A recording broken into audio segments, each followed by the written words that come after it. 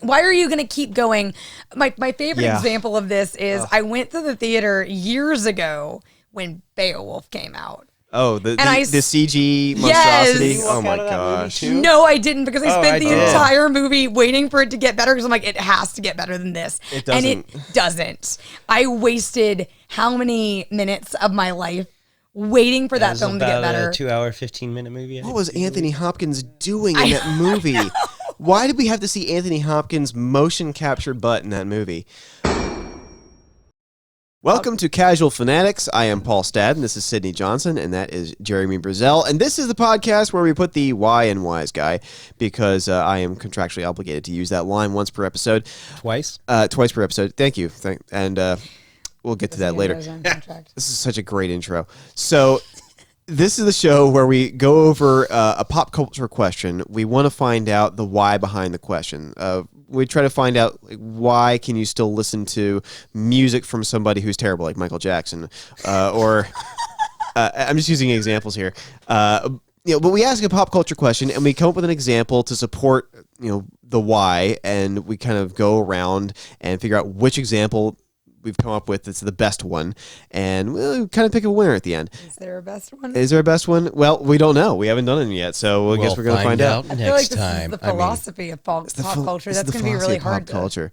Philosophy. But we ask the question. We try to find out the why of it. So the question this week that we are asking, and I have to reference my notes just to make sure I get it exactly right, is biggest tragedies. So what property doesn't exist, didn't get made, didn't get to its final episode, didn't ever get to see the culmination of its storyline, that was the biggest disappointment. Why did this TV show get canceled? Why did this movie not get made? Why did this game not get made?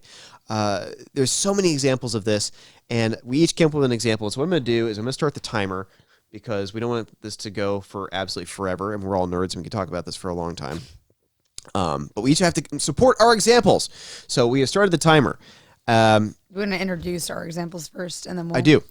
I'm going to move the microphone back so that I can actually lean back in the chair, because, well, I want to be comfortable and drink my beer. He wants to be able to lean with it and rock with it. I will edit out that scraping noise. But my example for this, the tragedy that is the biggest tragedy of pop culture, of the why on earth does this thing not exist? Why did this not get made? Is Star Wars 1313. Now, for those of you who don't follow the tragedy of what happened to LucasArts when Disney actually bought them out, this was a game that everybody who was making it thought would be untouchable. They thought this is not going to get canceled. All the other projects are getting canceled. George Lucas is selling everything to Disney, and Disney's canceling stuff left and right. They're going to do their own thing. But Star Wars 1313 will get made. And, well, they were very, very wrong, because Disney was just axe happy with everything. So instead of getting Star Wars 1313, we got Episode 7. Now, Star Wars 1313... I know. Disappointed. Write letters to Paul at...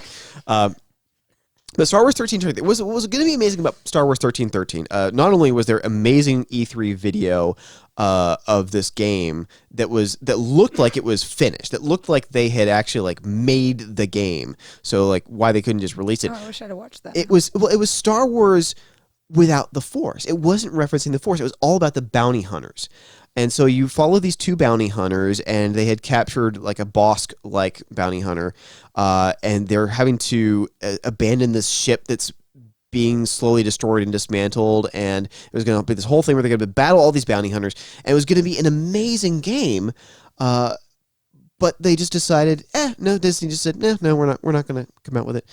And I always wish that this had been the next Star Wars game, because we get so many mediocre Star Wars games, or Star Wars games that had too much controversy surrounding them, like the last Battlefront, where it was the whole thing with EA and all the microtransactions and loot boxes. Pay to win garbage, which has marred so many games now. It's a whole other topic we could easily get into, and we probably will at some point. But Star Wars 1313 looked like it was coming out at the perfect time, too. This was the early 2010s. This is 2012 or so, 2011, 2012, and it was before microtransactions had really ruined a lot of the great properties, like the new Mortal Kombat series that has all these microtransactions, and it's Street Fighter V with all the DLC, which before you would just beat the game and they would have given it to you as a reward, and now you have to pay for all this stuff. And it was the perfect time.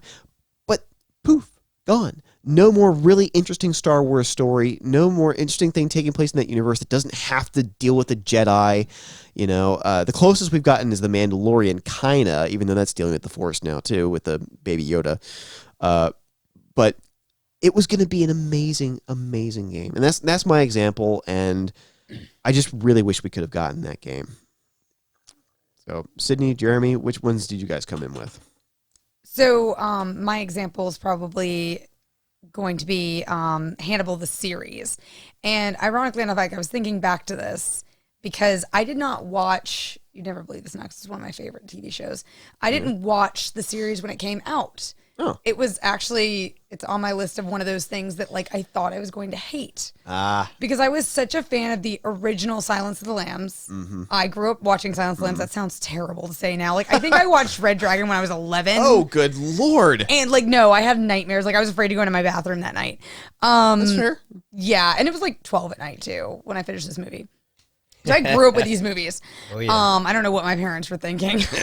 Letting me watch just put them. it on. I'll put it to bed. Yeah. But I grew up with these movies, and I loved the original Silence of the Lambs, and I loved the original Red Dragon, not Manhunter. And so the idea of anybody besides Anthony Hopkins as Hannibal Lecter just disgusted me a little bit. Well, it's not fascinating to see Brian Cox give it a shot in Manhunter. Oh, God. Oh, that made me so think that I was right, too. And then I think several years actually after, I think the entire third series had already aired when I actually watched it, or it was in the third series. And I fell in love with it, honestly. Yeah, Mads Mikkelsen killed it. It blew the originals out of the water, in my opinion. Don't crucify me. I understand. I was one of those Anthony Hopkins, Hannibal Lecter fans, and this series changed it. The series was beautifully done, on a level that I could talk about for hours, and I won't. But it was that perfect blend of psychological and horror and just enough gore and eloquence and intelligence and philosophy. It was a very it was such an intellectual show to watch. And when it got canceled, and I actually had to look up the cancellation dates to make sure I had it right. So it ran from 2013, April of 2013 to August of 2015, and it was canceled in June of 2015. I'm assuming by those dates that they were done filming. However, season 3, when it was canceled, looks like they knew they were being canceled to me, from a watcher perspective. Not that it wasn't good. It's not my favorite season. I love parts of it, and there are things I don't like about it because it really feels like they knew that, hey, we got to wrap it up. It wasn't one of those shows that just got canceled and you didn't get the rest of the story. They tried to give you a conclusion. Okay. So season 3 feels like 2 seasons. Oh. In the middle, it breaks and the storyline changes. I'll try and do this without spoilers, but it's probably not going to happen. But the show's been out for a long time. Spoilers you like it. Spoiler. A 5-year-old TV series. No timestamps for you. Mostly so that I... and in The Sixth Sense, Bruce Willis is dead the whole time. But anyway. Alarms going off in people's heads right now. Go ahead. That's why his wife wouldn't talk to him. Sorry. I've watched that movie 30 times and I didn't know that. He gets shot in the beginning of the movie. Anyway. All right, go ahead. Speaking of gore. You get your own chocobo, Paul. No, it's shot in the beginning of the movie. But anyway, being split down the middle like that, it looks like obviously I think everyone agrees that they pretty much knew they were being canceled and they tried to wrap it up. And it's the biggest shame. And the thing is, this show does have a big following. Mm-hmm. Hannibal Lecter in general has a big following, which I love, but also concerns me about humanity. Yeah, he's not really a hero. I'm one of those people, for the record. It's like people who really idolize Rick from Rick and Morty. I don't think you're supposed to look up to him. It's not really the same thing, but okay. That's a general principle. I mean, but now I lost my place. Thanks, Paul. But the thing is, there is a big fan base, and they've talked about reviving it. Actually, it's been talked about with Netflix. It's been talked about with Amazon. And I think there were some major problems with the way they did the series. The series aired on NBC, which is a network TV show, which once again is a thing that kind of horrifies me. And yes, it aired at like 10 p.m. And there were shows out that were similar in tone. I'll Bates say, Motel. but I feel like it was on the beginning of like the dark TV trend, like the really dark TV trend, and like it's a dark show. It's a dark show. Yeah, it is. I know people that can't watch it. I know people that it's very hard. When things go to cannibalism, it's a little a dark show. Right? Yeah. But like I know people who have a really hard time watching it. I know people who are just like, no, I can't do it. All due respect, I'm not one of those people. But like, right. I feel like it was on the beginning of the really dark TV craze, and I think that it was a little ahead of its time, in my opinion. There apparently are some talks about the fact that there was like an internet leak that got it canceled. I don't know if I really I don't know. I wasn't watching it at the time. Yeah. But I feel like there were a lot of other contributing factors, including like it being on NBC, it being on cable, like network television, not even cable television. Yeah. I feel like it would have like just been amazing as an HBO series or as a Starz series at the time. Yeah. Now as a network, as a Netflix series or an Amazon series, it didn't have that. Like there's some weird censored things in there, like that, like you're dealing with a show talking about basically cannibalism, and like butts are blurred out in nude scenes. Like right. there's like some weird things because it's NBC. You'll see it on DVD, whatever. You'll see. No, you don't. It's still really? blurred. It's like still blurred. censored. Oh, wow. I know. I have the DVDs. Yeah, remember, she didn't watch the Watched them original a run. lot. That's fair. That's fair. But anyway, it's tragic, and it's something that like we're still fighting. I think last year, Mads Mikkelsen did an ad for. It was either an ad for PETA or it was a joke or something, but like it was a Hannibal themed ad that he did. And like immediately the fans just like came out of the woodwork. I follow Brian Fuller on Twitter. I don't even get on Twitter. I just follow him to see if they're making another season of Hannibal. Oh my gosh. That's like the Firefly fans, with like, oh my gosh, is Joss Whedon hinting that we might be getting another season of Firefly? No, everybody's always asking. It's never going to happen. Gonna happen. Every con that Mads is at, and he and I'm pronouncing his name wrong, by the way, so if someone's going to correct me. That's how I pronounce his name.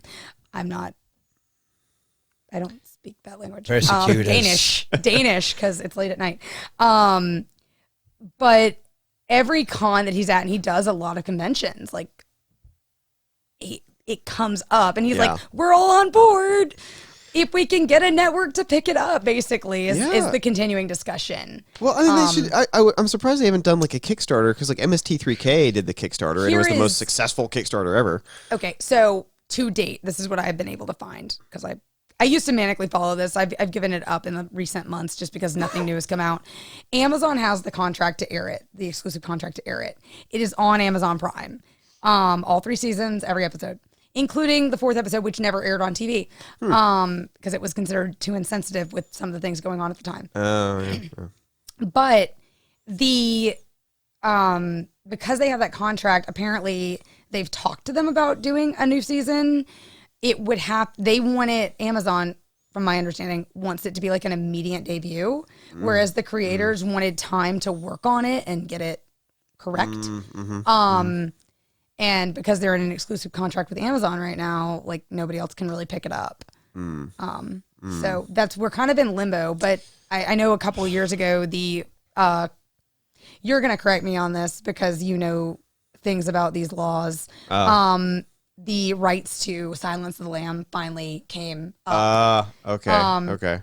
So they were only like in 2017, I think, allowed to start like looking at doing a Silence of the Lambs season, which is about where we are. Right. Because we've been through like basically through Hannibal Lecter's early years as a psychiatrist through Red Dragon at this point. Right. So they also kind of had to wait for that to come up. Yeah, that's the problem, is that rights are such a weird thing because you can have the rights to, okay, for example, Marvel versus Sony here with Spider-Man, because Spider-Man is a Marvel product, X-Men is a Marvel product, and they're owned by 20th Century Fox, which now isn't a problem anymore because Disney. But it was a problem 5 years ago.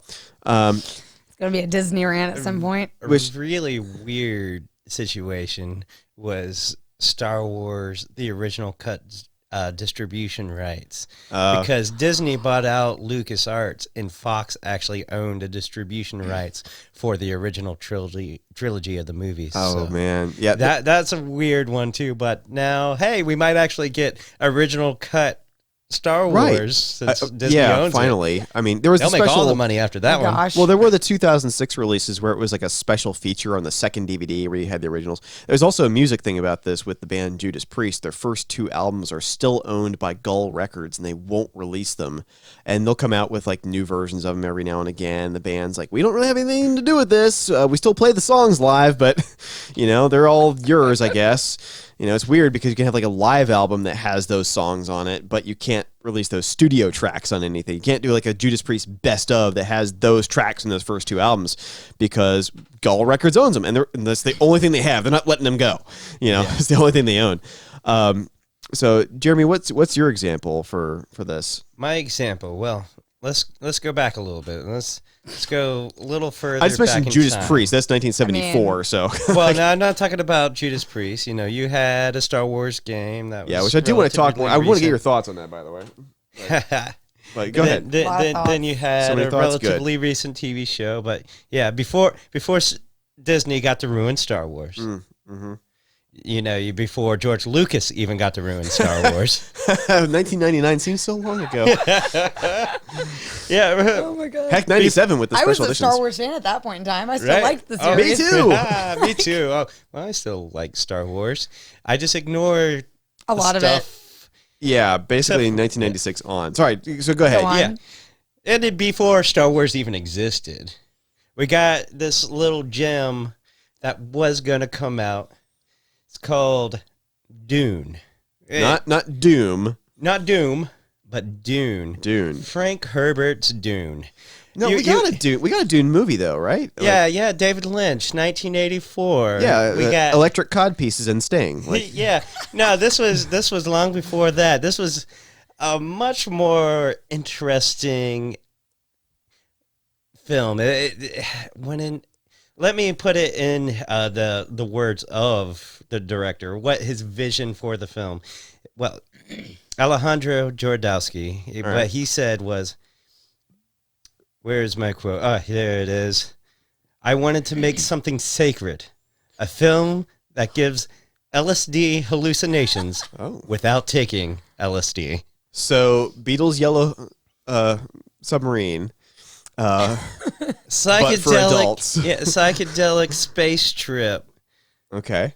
with spice and giant This worms. sounds actually kind of great. Oh, It sounds like a Kubrick, like how Kubrick did 2001: Space Odyssey, like with Arthur C. Clarke. Oh goodness, it doesn't end there. Like you might think it's like, okay, we got that. We got a 2020 movie coming out. Like, oh, it's by an amazing director as well. Right. It's like, I never heard of Jodorowsky.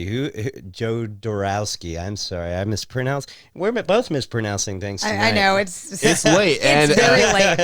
this brought to you by alcohol. It is legit 12:24. I blame my man. dyslexia.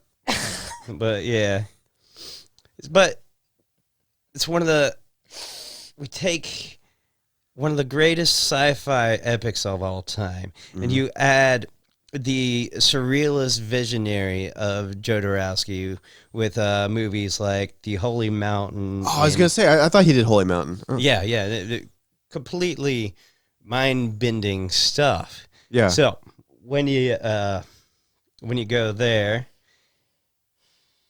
at that point, he actually got the rights to make the movie and started working with a bunch of different groups, and you got something special that never ended up getting made. But I don't want to give too much away. I know. Right away. So. Well, the book was so trippy, and actually, Holy Mountain, big influence on the band Sleep with their album Holy Mountain.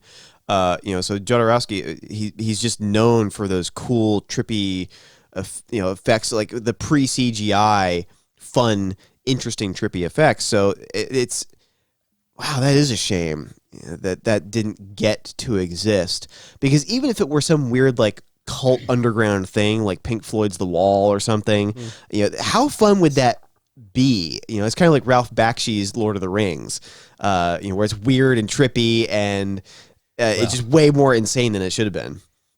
Well, just wait. Like, are we doing another circle around here? Oh, we should, because I do want to talk more about Star Wars 1313. Dang it! So we'll circle back around. Yeah. Okay. Yeah. Well, I just need to end there because there's some interesting things that I need to bring up. Spilled everything. You're like, I'm saving it. Like, save it.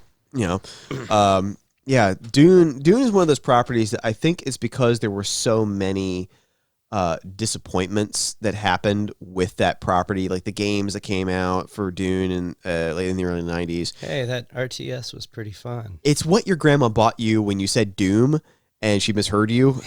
So thank you, Outside Xbox, for that line. But and then the only real Dune property that like the average person really knows is that movie from the mid 80s that Sting was in. So David Lynch direction. Great director, not his best movie. No, it is not. David Lynch is a weird dude, and he just does what he feels like, including weird comic strips and commercials for diamonds. Google that.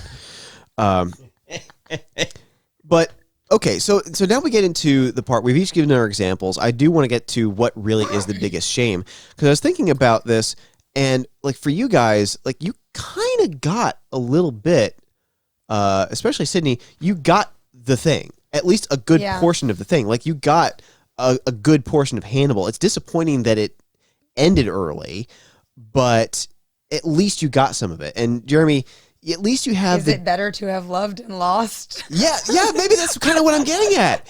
Is it better to have loved and lost than to have never loved at all? Because Jeremy, you at least have the books of Dune in your own imagination. And you do have a new movie coming out that you're looking forward to. Okay, don't make yourself out to be the victim. Star Wars has a lot of material. It has a lot of material. But Star Wars 1313 was going to be like the one thing you had that didn't have to deal with the Jedi. And that's why I love The Mandalorian so much, is because it's Star Wars that doesn't deal with the Jedi. And it's there because there's so much interesting about that universe that doesn't have to be about this one Skywalker family, this one specific storyline. That's why I liked Rogue One so much too, because it wasn't they weren't Jedi. It wasn't focusing on people who had those Force powers. It was focusing on regular people who had to go against these incredible odds to do an amazing thing. Did you just make an argument against yourself with Rogue One?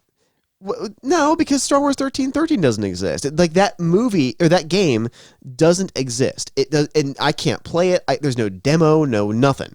That's it. It's gone forever. We didn't. Even if we gotten like the first out of 3 games, like people complain about like, oh, there's no Half-Life 3 or Half-Life 2 episode 3. It doesn't have an ending. It doesn't have an ending. But you got the other amazing stuff of that genre, the greatest of what that genre is, of what that game is. It's not like you were promised Half-Life 2 and never got Half-Life 2. You got Half-Life 2, but you're just complaining that there's no Half-Life 2 episode 3. What? I see you thinking of something over there. Yeah. I'll let you go first. It's funny that you bring up that episode 3. It's just that we were promised episode 3, but never got episode 3. We never got it. But there is so much Half-Life 2 that, and those first 2 episodes were really great, and the Half-Life 2 was great, but it's not like they were promising something new with Half-Life 2 Episode 3 or with Half-Life 3, where you were going to get something completely different that was really interesting to follow. Like, oh, you're going to be able to play as the Combine now, or you're going to find out who the G-Man was. You weren't promised any of that. But with Star Wars 1313, you were promised something so cool and so different that never materialized. Well, what sucks about this story, because I see where you're coming from, is like it was almost like a fully realized game. Yeah, like, it was like so there. You got to E3, the demo was playable, and like it's not coming poof, out. It's not going to. there were supposed to be pre-orders. And George Lucas, it was his fault because he kept hemming and hawing about different things about the game. Like they would bring him the game, and he'd be like, "I want Boba Fett in there," and like, well, Boba Fett's not in the game. I was like, well, he should be. Well, okay, I guess we'll go back and redo our work, and they come back later. He's in the game now. I was like, he should be the main character.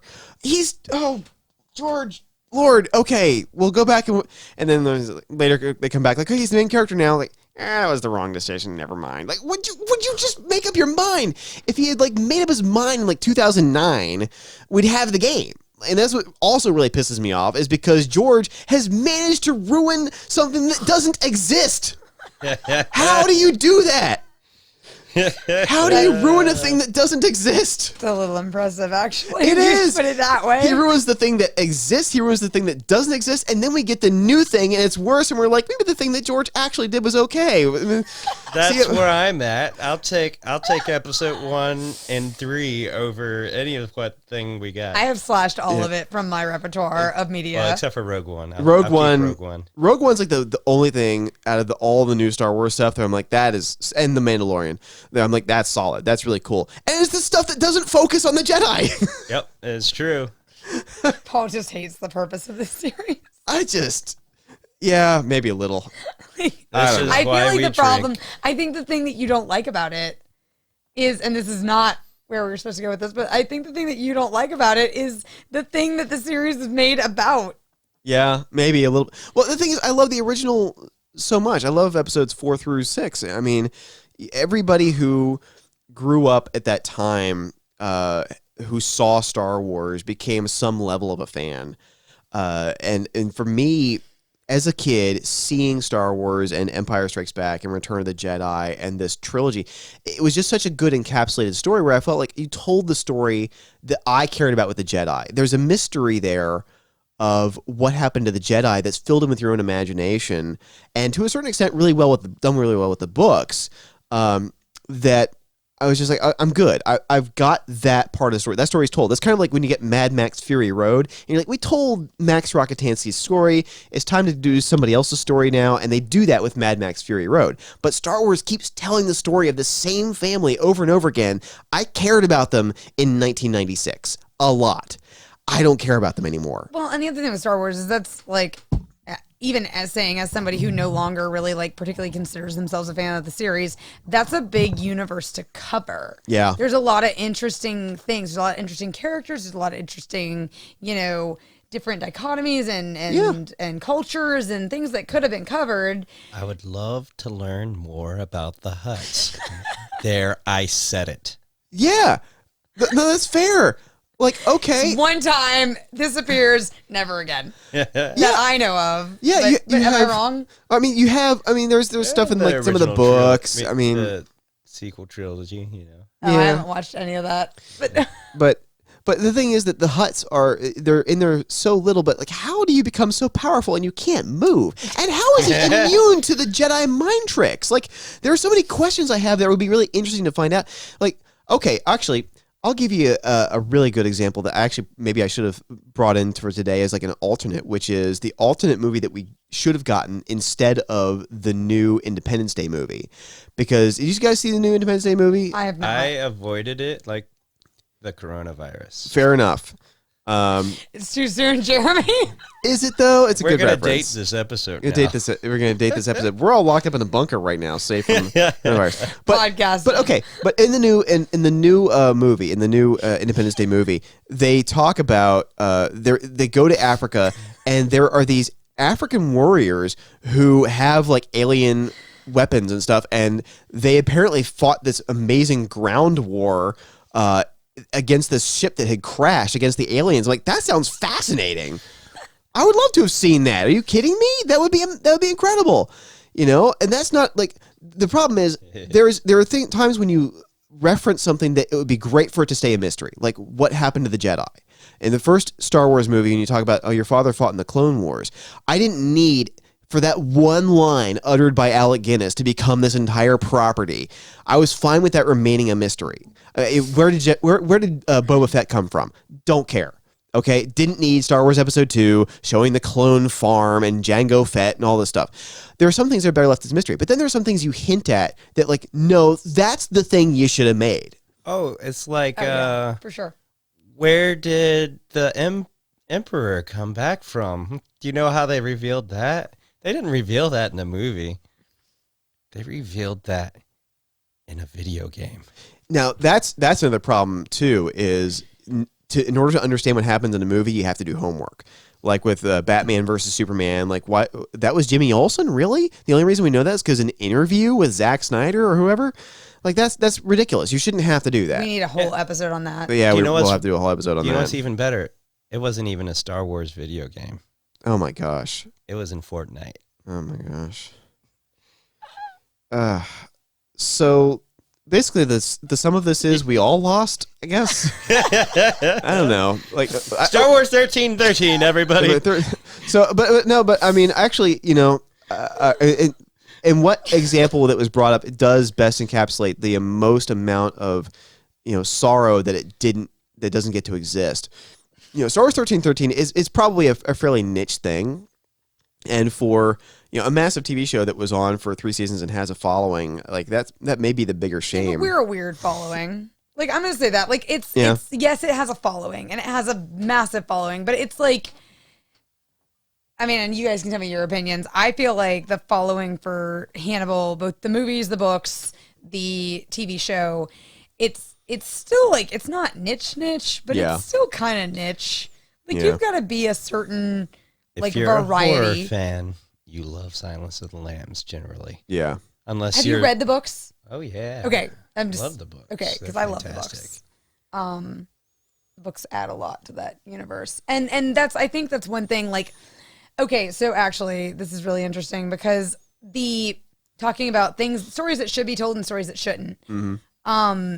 Like the whole idea behind the series was kind of to tell the gap between Hannibal Rising and the main trilogy, Red Dragon, Silence of the Lambs, and Hannibal. But it was one of those voids that nobody really, I'm not saying we were all like clamoring for that void to be filled. Like, I don't think there were, I don't know. I didn't read like book forums, but I don't think there were rabid fans being like, we really want to know more about when Hannibal Lecter was a psychiatrist working for the FBI. Like, right.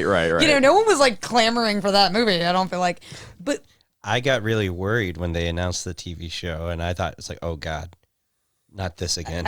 I totally think, why specifically? Why? It's because when you go and try to fill in gaps, most of the time that goes really wrong. It usually goes this TV bad. show. Star Wars Episode 1. Exactly. We have a great example we're already talking about. Star Wars is going to be the example for a lot of things. But this is not one of those examples. It's not. It was the perfect thing to fill in. It was beautifully executed. It told the story it needed to tell. It left, I feel like, kind of the right degree of mystery to it. And the only problem was we didn't get more. Yeah. And I'm kind of like you. I was like, oh no, when I first saw it. I was like, I'm not even watching this. You know, once again, it's not Anthony Hopkins, it's not the original, yada yada. But they really nailed everything they needed to nail about the series. And my personal opinion, it's not going to be popular, but my personal opinion, it's better than the movies. Wow. It's a better medium for telling that story. Huh. So it's in the wrong medium in the movies. Yes. Except for the brilliance of Silence of the Well, Lambs. yeah. I can. I'm I not can arguing. give you It's a brilliant movie, but it's a better medium for telling the story. Who that. I would directed that? agree Was it- overall, absolutely, even for Silence. But if it weren't for Anthony Hopkins, it was one of the best performances And we of all can time. we can debate the Yeah. performance all day long, because, like I said, my opinion completely changed when I watched it. I get where you're coming from. I really do, and I think the problem Not with to downplay his. no, not at all. That's- But I think the problem with, you know, Paul's kind of position being that, oh, well, at least you got part of the thing. Is that what we didn't get to see was the roll through silence done this way. Yeah. we got to see Hannibal Lecter in his early career. We got to see him pretty much through Red Dragon. We did get, we got that part. It was, once again, it was rushed because it was basically done in half a season. It really could have been its own whole season. The first half of season 3, which I think is magnificent, could have been a whole season. And technically Silence could have been season 5. And I think because Silence of the Lambs is the iconic of the series, it's kind of a shame we didn't get to see this perspective on it. It would have been great. We didn't get to see the TV show, and not just because, who played him and everything, and the acting and the directing and the cinematography. Right. But we didn't get to see the TV show perspective on it. It could have taken its time, Yeah. Really tell the story, really show a lot of things that were in the books, if you've never read the books, but did not make it into the movie because there was no way to put them in the movie. Yeah, and I think that's the thing where you have that breathing room, especially with something that's so tense like Silence of the Lambs, where you have this time where you can really stretch out that tension, that horror. I mean, it could almost have that, not Walking Dead, I think, pushes it too much to where it becomes just a slog, but where you do have the ability to stretch out tension and keep that going in a masterful way, that is such a rare thing. Mm-hmm. And from what you're describing, it sounds like they could have done it. Oh, they did it, and they did it in the seasons that we had. And that's kind of what the beautiful thing about the series is. You, the audience, are in on the joke from the beginning. You know who he is. Mm-hmm. No one else does. Mm-hmm. And it's really beautifully juxtaposed against these, like, I don't think you've watched much of it, if any. It's juxtaposed against these beautiful scenes of him cooking and just gorgeous cinematography. And like the whole time you're like, that's people. He's cooking people. He's cooking like, people. but I'm really hungry now. Like, Soylent Green bizarre. as people. So gosh, there's another topic for another day. So we're just about time here on our topic of which example. So where do we find this? Is there something to the you didn't get everything that you wanted? Jeremy hasn't even had his last round. I know. That's why I want to get to yours. Is I want to make sure that, like, with Dune, like, are you feeling like you did get enough, or is there such a tragedy to this? You haven't gotten this movie that it's you just got to hear what we missed out on. Okay. I feel like I love it already with what you've said. Like, all right, I'm already fascinated as it is. So here's what we missed out on. I'm gonna start with why we didn't get it. Okay, the movie got greenlit and everything, and it had multi-million-dollar budget all the way back in the 70s. Had a $15 million budget. Whoa! So pre-production, they had gone through over 20% of their budget in pre-production alone. They had over 3,000 squares of little pieces of art. And this is what our world is going to look like. And if you want to see that art, you can see it. It's that in the there is a documentary that came out. It's called Jodorowsky's Dune. And it goes over in detail what happened with this movie. And throughout it, you get to see the creative process and what went into it and why it's so incredible. But to give a little reason why they did that is, like, they had the art. They had absolutely insane contracts with some of the people that they had to do this movie. And I'll start with one of the reasons why it would be amazing is also one of the reasons that killed it. Oh. You brought in Salvador Dali to play the Emperor of the Galaxy. Oh, as an actor, not like... As the actor, oh, yeah. Gosh, oh. And his demand, he wanted to be the highest paid actor in Hollywood at $100,000 an hour. Okay.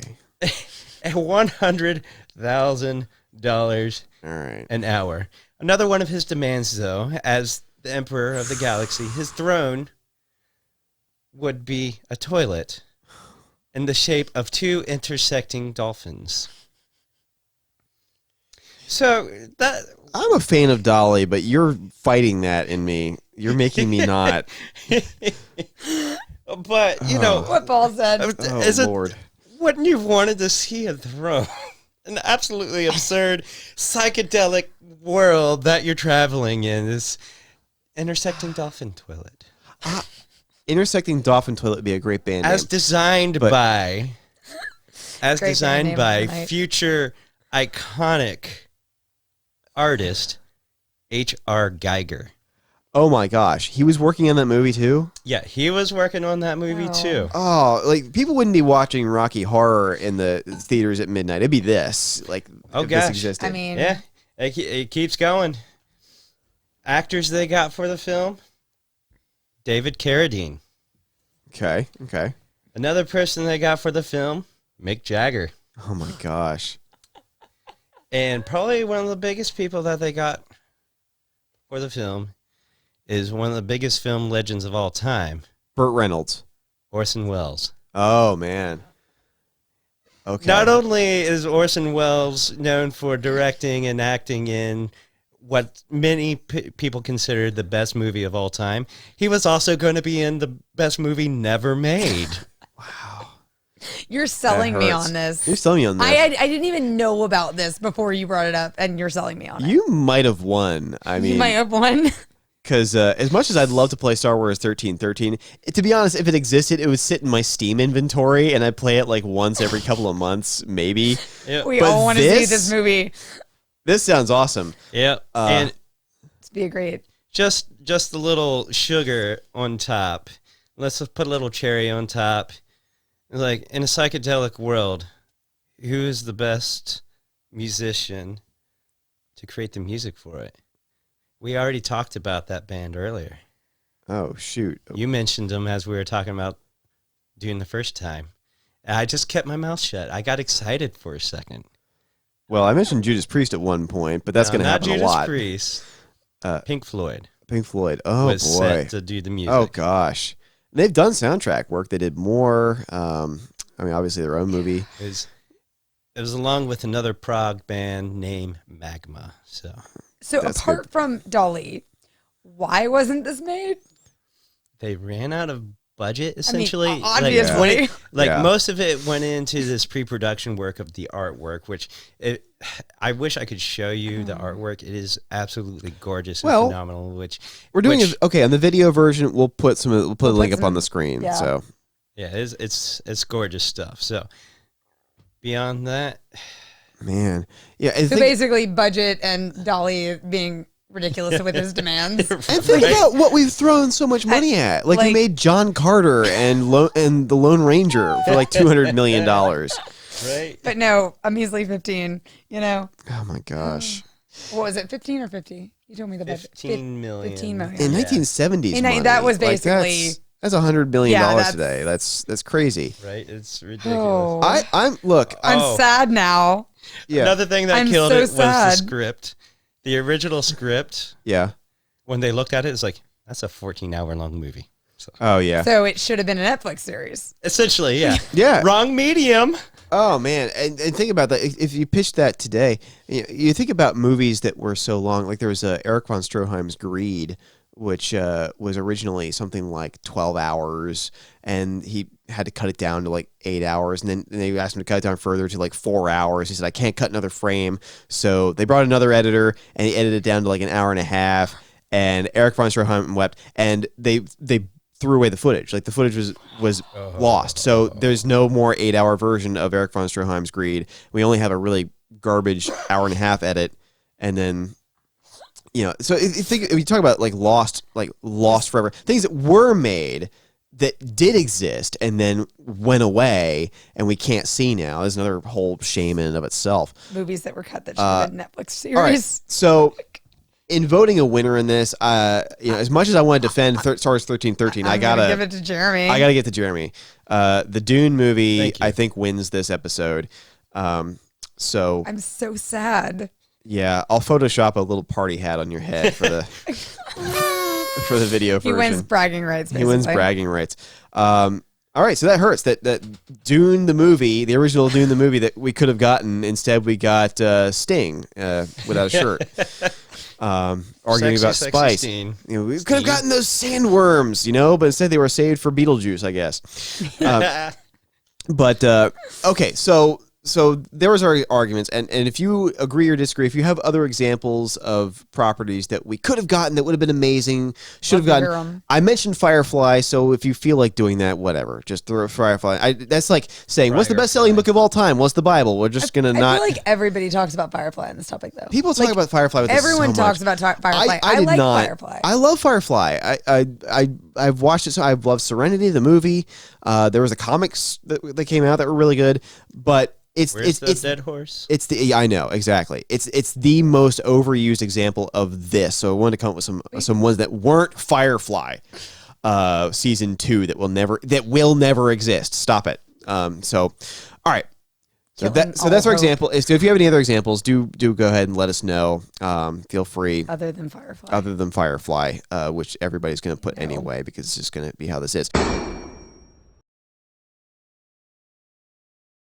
Come back next week when we're going to talk about properties that could not be made today, or we think that could not be made today. And until next time, just, stay casual fanatics. Ciao. Bye.